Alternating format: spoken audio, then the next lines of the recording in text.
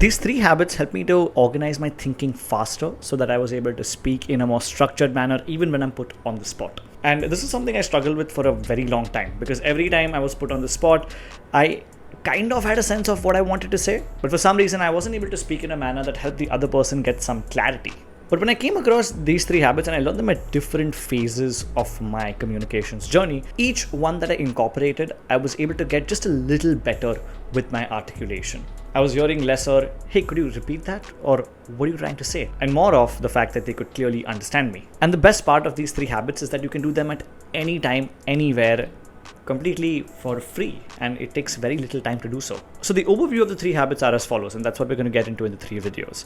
We're going to understand one rule to help guide any conversation or discussion that you might be having, one communication game that you can play at any time, and an advice that I received from a voice coach to help me get into the zone to improve my overall speaking skills. By the way, if you're new here, my name is Rideep from Frantically Speaking. We release communications content like this all the time. So if you're into that, hit subscribe. And if you want to take your communications learning to the next level, you can click the link in the description to check out our courses and see if we can work together. Okay, so the very first habit, which is the rule that we were talking about earlier, is known as the objective rule.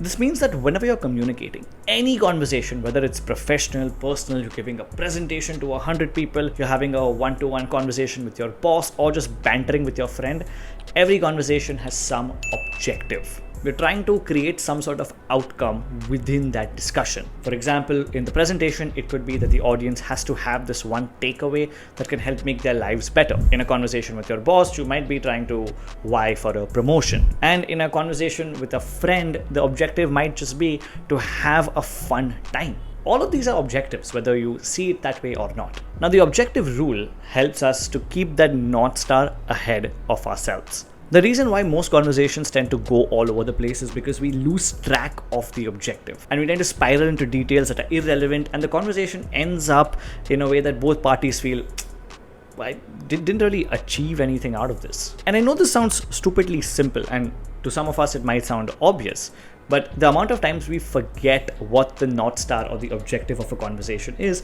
baffling. So the more we can keep that in front of us whenever the conversation loses track, to bring people back to that objective itself can make a world of a difference.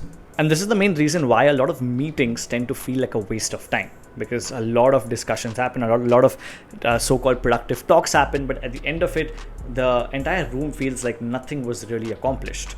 But if there is someone to ensure that anytime the topic goes astray, there's somebody to bring it back to the objective and keep reminding the participants that, okay, this is what we're here to achieve, the more accurate the conversation will be. Even in a personal discussion with a friend, sometimes a fun discussion might just turn into a heated debate or a heated argument for no reason. In those moments, we want to again keep the objective in mind that, hey, that we're not here to do any form of bickering, we're just here to have a good time. So let's focus on that instead. And the chances of us then achieving that emotion is going to be a lot higher. So that's the first habit. Keep training your mind to go to the objective of a conversation to ensure that you reach the end goal regardless of how you get there. Okay, the second one is a communications game. Now, this game is very useful because it helps you practice articulation at any point in time. You might be just traveling, you might be driving somewhere, you might just be waiting in line for something. You can play this game. It's called the I Spy game. Some of you might have played it as kids or with your kids. Now, the original I Spy game has a lot of layers to it, but we're not going to get into that. The simple version of what we are trying to do here is to train our mind to think in terms of stories.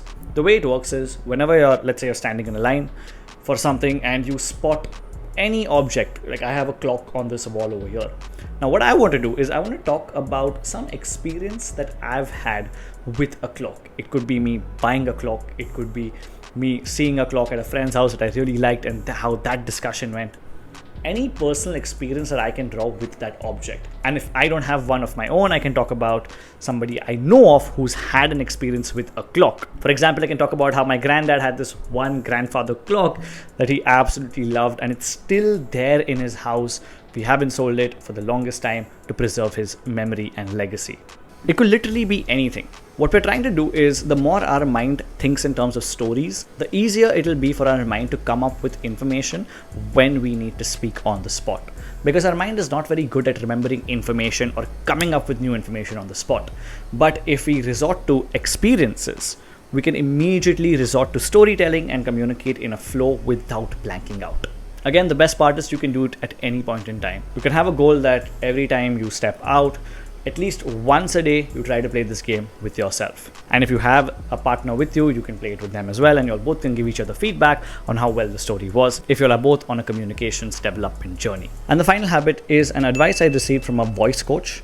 She had come on our podcast and she gave this amazing piece of information that can help you snap into the zone at any moment. And instead of me explaining this to you, I'm going to cut to a clip of her from the podcast itself explaining this habit. Here's what I advise my clients. I say to them, you're going to take 4 Post-it notes. Like, pick a cool color. Don't write anything on it. One goes on your steering wheel, your refrigerator, your bathroom mirror, and your computer. And maybe when you're at work, put one more where you're just going to bump into it or you're going to look at it a couple of times a day. And every time you see a Post-it note, stop, drop your shoulders, breathe into your belly on 4 and exhale on 6 for 1 minute. Oh, I'll do the math for you. It's 6 breaths, 6.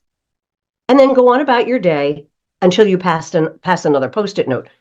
And my voice teacher rightfully advised that if you do it religiously for 3 to 4 weeks, it becomes second nature, it becomes muscle memory, and you can easily, I call it the zone. You can snap yourself into the zone like that. Now, keeping these 3 habits in mind, if you want to also understand how to improve your mind and mouth connection, we've created an entire video on that, which you can check out as the part 2 to this video right here.